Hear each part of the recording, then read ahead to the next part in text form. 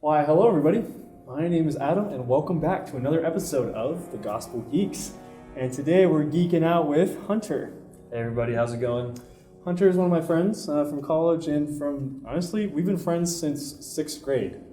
Back in grade school. Memorial, Yeah. And all through the years, we've just been geeking out, playing games together, watching movies together, and that's actually kind of how we got this idea started, is that we would talk about nerdy things, how they relate to life and other things, and so we decided to, make a little YouTube channel. So Here we are. Anyways, so today I wanted to talk a little bit about Halo. Oh boy. And when I say Halo, I mean the game Halo. All the games. The little ring on the angel's head? I mean that? Yeah, there's a ring. What but about, it's really what about big, that album really by, bright. who made the album? Whatever, never mind. That one song by Beyonce. Yeah, Beyonce, that's No. Not that kind of Halo. We're talking about the only video Halo game. that matters. Oh. Hot take. Yeah, alright, okay. Controversial opinion, but I'll accept it. Sure. So, there's a lot of Halo games, and you might be wondering, how could Halo relate to the gospel? Because that's a great question. That's going to be the challenge of today. You got this big, green mean fighting machine, his blue little, alien friend, and they just blow stuff up, right? Yeah, well, here's the thing. If you can find a gospel message in Halo, you can probably find it pretty much anywhere. Yeah, I think so. I mean, that's kind of the point of the gospel, right? You can find it in places you didn't think you could. So. That is true. So, all right, well, let's see what we can find. That's then, what we're putting to the test today. Okay, so first question. All right, yeah. So, what do you think about all the gospel terminology in Halo? Well, okay, so that's kind of a fun thing. You have the aliens, right, who are trying to pretty much just wipe out all of the human race. And those guys, they're pretty religious. They have their prophets and they have their belief system. They have their gods that they think that they're, worshiping or helping by doing those things.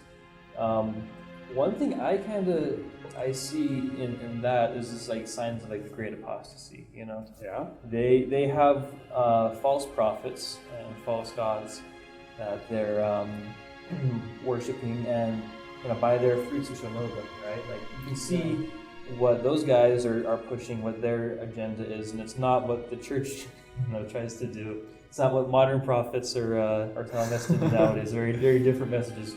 One of them is kill all humans. One of them is help all humans. So there's a bit of a difference there, I think. Yeah. It's pretty obvious. But there's a lot of gospel terminology. You have halos, the rings. Yeah. You have a lot of stuff that, maybe outwardly doesn't really look like it too much, but you can find stuff there. Yeah. And something I was thinking about is the actual terminology, like the words they use. The aliens, they're called the Covenant. Yeah, the Covenant. Like, why do you think that is? Why do you think they're the Covenant? Isn't that interesting? Yeah, well, I think, isn't it because it's a bunch of different alien races or species, and they all came together under, one cause to work together. That's interesting. So, that is a covenant because they all promise to help each other, but it's one that ends up being broken. So there you go. That's something, right? Okay. Think about it. I like that. So we talked about the Covenant, which is basically a big group of aliens. We got like the Brutes, we got the Elites, the Grunts, and so many others, right?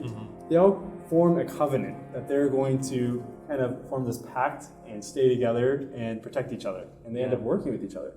And I think that's a lot like how, we make covenants with God, A covenant is basically a two-way promise, right? And so I feel like these aliens, it goes two ways. Like, I got your back, you got mine, we'll work together.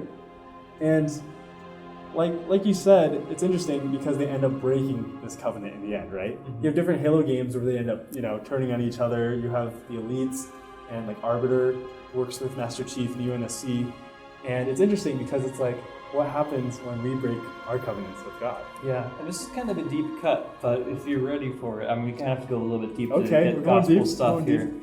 Right, well, okay, so I think, if memory serves me right, the reason why the aliens are attacking humanity in the first place is because when they discover the humans, because again, they'd found plenty of other aliens before humans, right? And they'd integrated them into their empire. But you might be wondering why are they trying to kill all the humans? And if they had been willing to take in other groups before them? Well, because when they found the humans, there was, I guess, the gods that they thought they were worshiping were actually this ancient alien species called the Forerunners, right? Mm-hmm. Remember, that's what the Halo ring came from. They thought they were gods because they found their ruins on their planets. In reality, they were just other, living things out there. But those Forerunners had chosen humanity to be like their descendants, basically. That kind of ties into the gospel too. Humans are unique on Earth as being the only things out there that are going to one day, be inheritors of God's kingdom. So think about that, kind of interesting thing. That's why they got jealous, really basically. They're like, oh, if these guys are the chosen ones and that's not us, then, what are we doing? And then they got all mad. That's why they started a war against us. So and that's kind of what happens in the Book of Mormon in the Bible several times. You have two groups of people. You have God's chosen people, and then you have the people who aren't so chosen, or they made decisions not to be so chosen. And then, all war breaks out, and things get really messy. That's true. That's definitely true. And I think, and I feel like it means more to be chosen than just, being a certain race, right? Yeah. Like in the gospel, it's like, oh, only a certain group of people, would be saved, Mm-hmm. But it's like, no, that's not the case at all. For sure, yeah. It's those that are willing to covenant with God, Mm-hmm. those who are willing to stick with God, that are going to, those are going to be the ones that receive His help and His blessings and His guidance. So I think it's interesting how you bring that up. Yeah, kind of a deep cut, but it's true. That's the thing. Like, that's in this game, it's the humans that are chosen, but really, all of us are God's children, and we can choose to accept that title or not. That's up to us entirely. It's not based off of anything that happens before we're born. That's up to us to be, his inheritors or not. Mm-hmm. So interesting. Cool. Okay, another question for you, Hunter. Mm-hmm. Is Master Chief's dissociated demeanor a good thing or a bad thing? And what I mean by dissociated demeanor is how he is emotionless, how he's always like staying on target. Like, do you think that would be a good thing or a bad thing? And how do you think it relates to people trying to live the gospel? Interesting. I think, it's really what that is. It's basically like a self-defense mechanism if you think about it, right? Because just like all of us, I think, really in his case, it was pretty bad, but like we've all gone through trauma in our lives, we've all gone through hard times, and we create these habits basically, or these shells to hide behind. And I think deep down, Master Chief's probably a lot of pain because of he got taken from his family, and everybody he's cared about usually ends up dying. Yeah. Honestly, so it's kind of hard to be able to maintain compassion, because if you do, you're putting yourself out there and being vulnerable, because in his line of work people die a lot, so it's kind of hard to but the thing is, that's what we need to be as human beings. I think we see that even in him. It kind of breaks out every now and then, because like, for example, in the newest game, Halo Infinite, you can tell he actually genuinely cares about all the other humans that are trying to survive. Like, he wants to rescue them and help them, put himself in danger for them too. Like, even though humanity has done a lot of bad stuff to him over the years, he still fights for them, That's true. And I think, we'll probably go into this more later on, but he's kind of one of the, messianic figures in the game, Yeah. in a way. Because he does sacrifice himself a few different times to save people, to save humanity. And it's, even though he might outwardly seem like he's kind of distant, I think deep down he still cares about people. He still cares about, his people that the people that are close to him, but he also cares about humanity as a whole, and he wants to save them. He thinks that they are worthy of being saved, even if they are capable of committing some really bad things too. That's true. He's always just got it out for the UNSC. One thing I think that is a good character trait of his is he doesn't give up. That is true. So he might seem kind of cold, distant, cold hard, but he's persistent though. It doesn't matter how bad the odds are against him. And right now, sometimes as a member of the church, it might seem like things are pretty, dark and dreary out there. Things have been getting hard. Even as we're talking about, there's wars raging and stuff like that. Wars, rumors of wars. Yeah, tons of rumors of wars right now. But he knew who to trust. He had some help from people.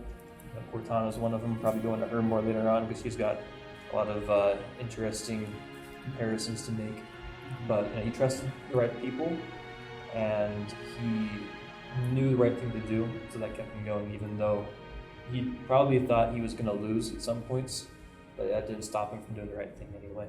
That is very true. I love what you said about his demeanor and how there's pros and cons, and it definitely relates with members of the church at times. I feel I feel like sometimes when you're just trying to keep the commandments and do everything, as a member of the church, you have a lot of responsibility. You have a calling, you go to church, you pay your tithing. Mm-hmm. There's a ton of commandments to keep, just how Chief is commanded to do literally everything, right? Mm-hmm. And I think at times we do need to be strong, and we do need to work past our feelings at times, because sometimes our feelings will take us away, feelings of laziness, feelings of doubt will take us away from fulfilling our callings and doing all the things we need to do.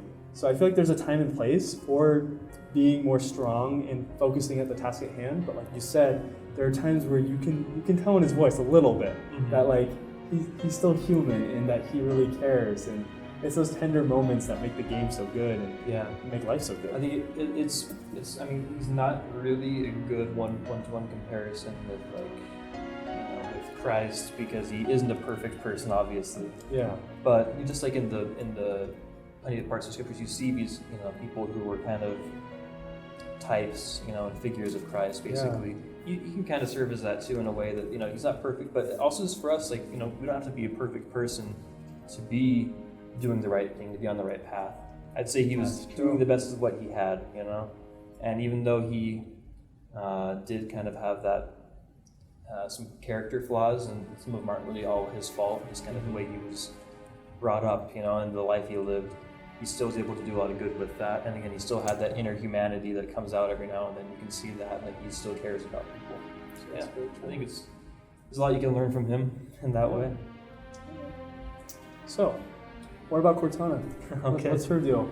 Yeah, all right. So I kind of think of her as the Holy Ghost. Yeah, that's figure, exactly what I was thinking. I mean, blue, purity, She literally guides you around the levels. She doesn't have a body.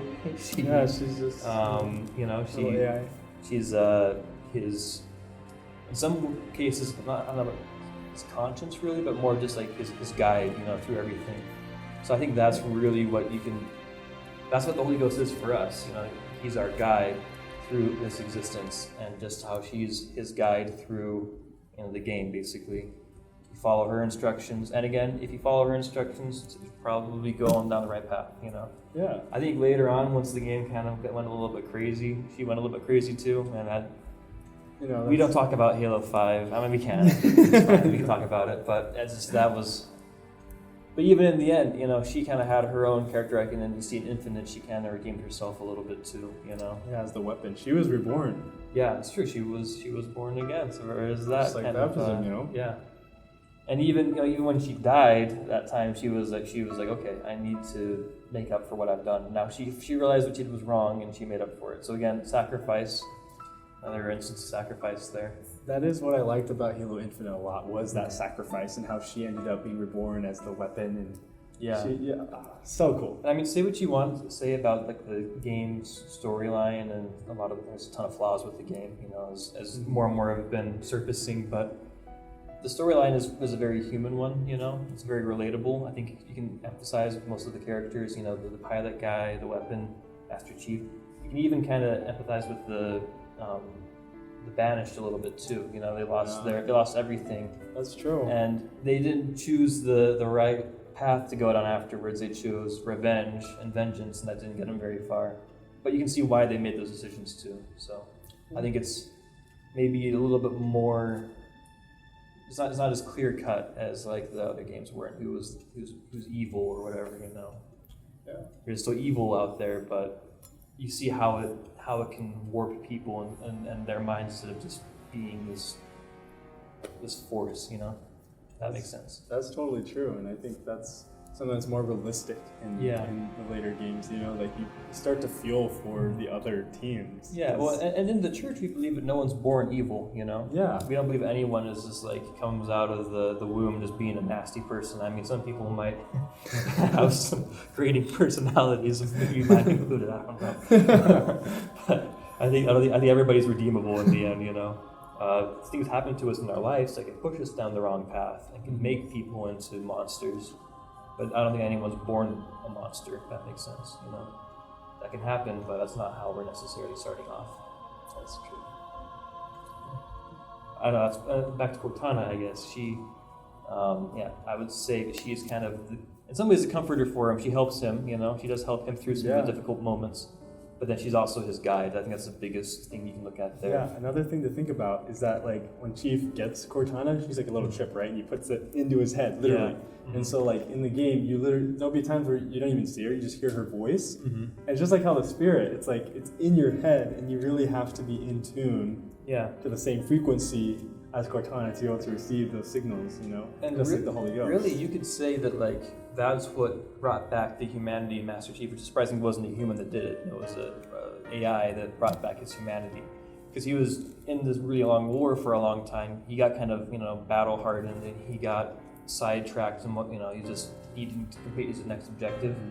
But she brought back kind of the human side to him. Just like the Holy Ghost can bring us back, can bring a lost soul back from the darkness. Like she brought him back from maybe the brink of just going and completely abandoning his humanity, That's true. She brought him back from that, and he was able to emote with the people again, care about other people. Even though a lot of those people ended up, he'd end up losing them later on. It was thanks to her that he was able to come back from that. That's true.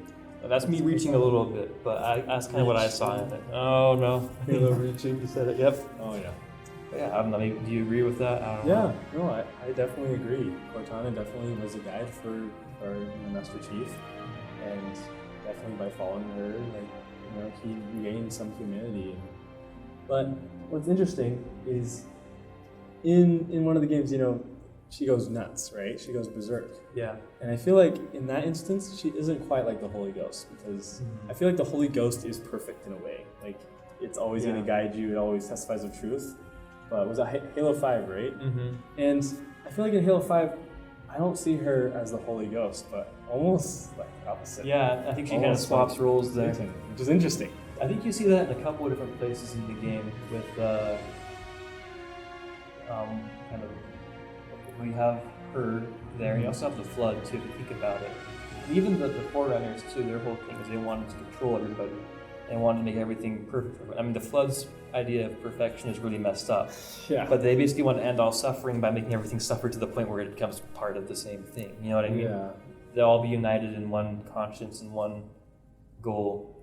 So you basically, you have the Flood, which are trying to do that. You have the Forerunners trying to control the entire galaxy and make them do what they want them to do. And then you have Cortana, and she wants to do kind of the same thing the Forerunners are doing. Like, hey, I want to control you all. I want to make sure none of you are being bad. And she had maybe deep down, or she maybe originally had good intentions for it, but they got warped and twisted. She wanted to control everybody and make them do the right thing no matter what. Yeah, which is just like Satan. Yeah.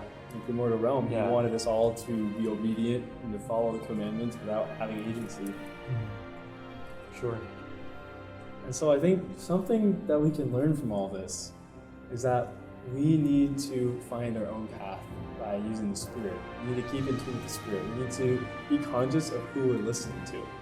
Yeah. We can't just always follow, certain feelings or carnal thoughts we have. Even, like sometimes parents, will have this mindset they want to control their children. They want to make their children perfect. They want to envision something.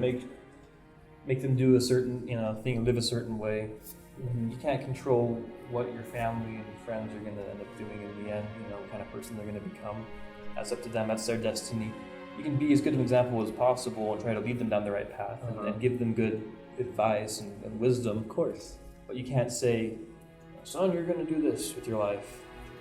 Maybe they will, maybe they won't. But if you push them too hard on it, chances are they're going to say, I don't want that. That's true. If you don't ever give them the opportunity to have their own agency, then that's basically following Satan's plan, and that wouldn't be right. So That's true. yeah, I don't know. Yeah. I think if I could add one more thing, Yeah, to, sure. just maybe the biggest theme of the Halo games would be just not to give up, because again, throughout all of it, you have a lot of different characters. I mean, Master Chief's easy to see him winning because he's a big, super human dude who's all beefed up and in good armor and all that kind of stuff. Yeah, that's true. We also see a lot of the Marines and just the foot soldiers who are out there and they're fighting too. Like Reach. Yeah, Reach. Reach is a great really example. touching game because in the end, you don't win. Spoiler alert. Sorry. In the end, you don't win. I mean, hopefully you've played the game by now, audience. If you haven't, then it's been up, 12 years, so you had your chance. But so basically, you lose that game, and a lot of people, don't make it, but they never lost sight of what they were fighting for, and they're willing to make the ultimate sacrifice for the greater good. So are we, willing to sacrifice possibly everything, for the greater good?